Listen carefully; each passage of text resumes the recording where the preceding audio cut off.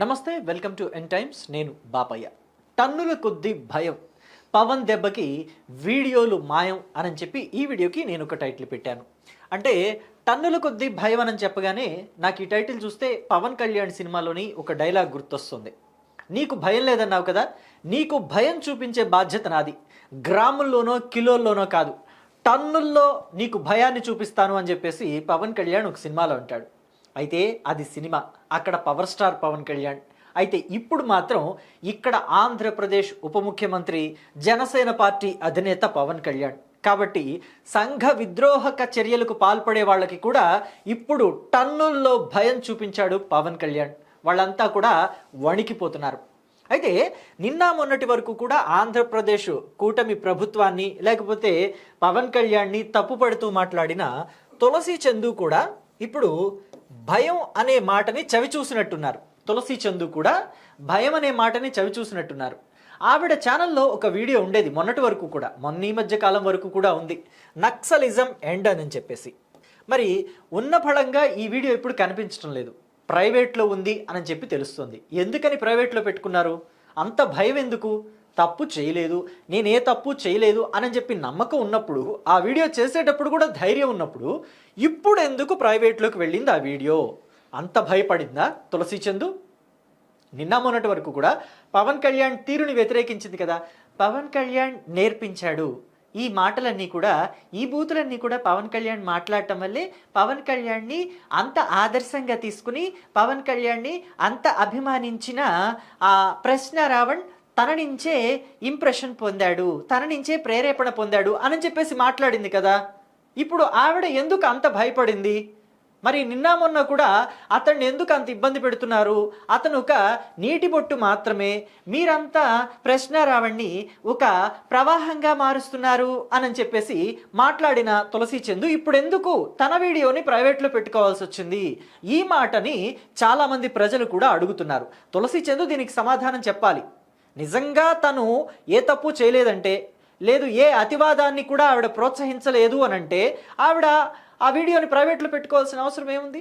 అంటే ఇప్పుడు ప్రశ్న రావణ్ మీద ఉపా చట్టాన్ని ప్రయోగించారు కాబట్టి తన వీడియోల్లో కూడా ఆ అతివాదాన్ని సపోర్ట్ చేస్తూ మాట్లాడటమా లేకపోతే ఆ అతివాదాన్ని ప్రశంసించటమా చేసి ఉంటారేమో అని చెప్పేసి డౌట్ వస్తుంది ఇప్పుడు తులసి చందు మీద చాలామందికి.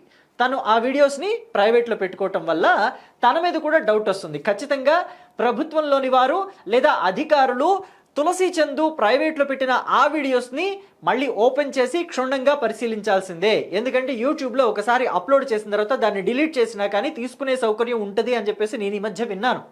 కొంతమంది అసలు వాట్సాప్లో పెట్టిన మెసేజెస్ని డిలీట్ చేసేసినా లేకపోతే అసలు హార్డ్ డిస్క్లో ఉన్న వాటిని కూడా డిలీట్ చేసేసినా కానీ మళ్ళీ వస్తాయి అని చెప్పేసి చెప్తున్నారు.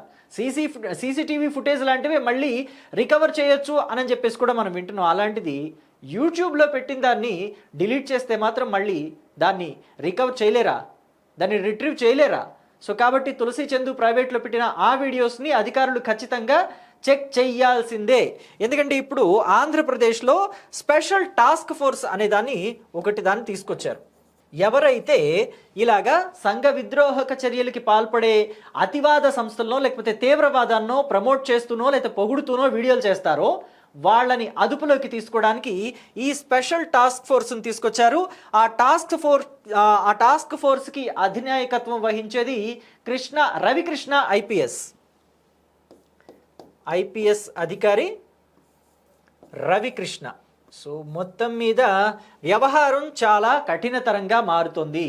అయితే ఈ ఉపా చట్టం ఉంది కదా, దీన్ని ఎవరి మీద పడితే వాళ్ళ మీద ప్రయోగించడానికి అవ్వదు. చాలామంది ఏమంటున్నారంటే ప్రశ్న రావణ్ మీద ఈ ఉపా చట్టాన్ని ప్రయోగించారు, ప్రభుత్వం కక్షపూరితంగా వ్యవహరిస్తోంది, ప్రభుత్వానికి వ్యతిరేకంగా మాట్లాడబట్టో లేకపోతే పవన్ కళ్యాణ్కి వ్యతిరేకంగా మాట్లాడబట్టో మెగా ఫ్యామిలీకి వ్యతిరేకంగా మాట్లాడబట్టో వాళ్ళని తిట్టబట్టో లేకపోతే హిందూ దేవుళ్ళని దూషించబట్టో కక్షపూరితంగా వ్యవహరిస్తోంది ప్రభుత్వం అని చెప్పి మాట్లాడుతున్నారు కొంతమంది. ప్రశ్న రావణ్ణి అలా కక్షపూరితంగా వ్యవహరించే ఉపా చట్టం అతని మీద ప్రయోగించారని చెప్తున్నారు. కాదు, ఉపా చట్టం ప్రయోగించడానికి కొన్ని పరిమితులు ఉంటాయి, కొన్ని రూల్స్ అండ్ రెగ్యులేషన్స్ ఉంటాయి.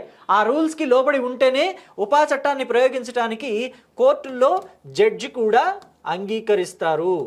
అయితే అవన్నీ కూడా కరెక్ట్గా ఉంటే జడ్జ్ మరి ఇంకా ఏమీ ఆలోచించరు. బెయిల్ ఉండదు, no bail, only remand, only remand అంతే.